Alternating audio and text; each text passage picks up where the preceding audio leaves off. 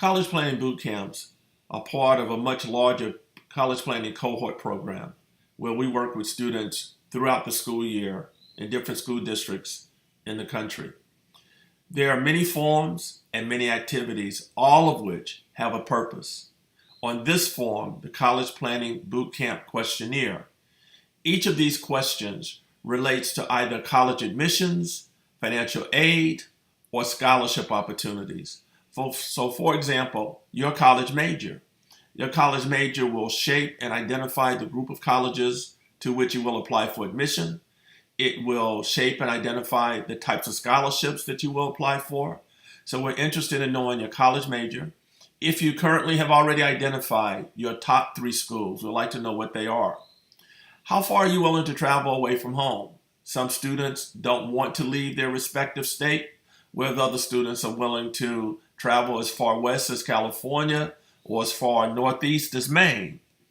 Will you be applying to a military service academy? Are you interested in pursuing a national ROTC program?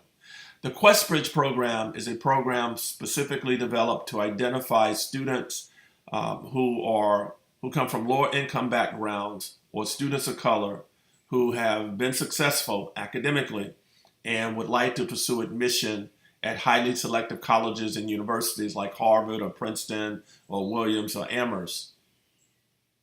Your racial identity. Your racial identity is important as it relates to scholarships because it helps to define the way in which you research scholarships, as well as identifying programs at different colleges that relate to certain racial groups or students from certain backgrounds. Are you adopted? There are scholarships specifically set aside for students who are adopted. Are you under legal guardianship? That means that typically your parents would not be your biological parents, but they would be people who have received legal guardianship of you.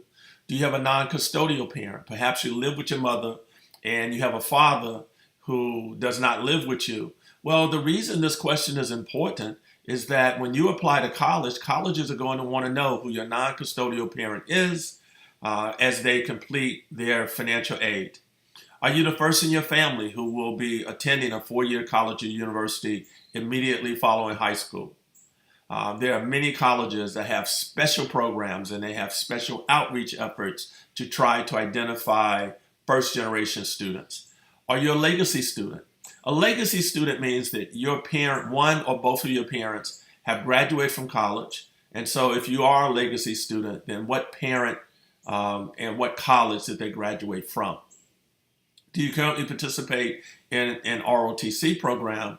Because you may be able to qualify for an ROTC scholarship if you continue that program in college. The FAFSA Forecaster, this provides a link directly to the U.S. government website where you would put in your family's financial information, answer a few questions, and you will receive an EFC, which is an expected family contribution.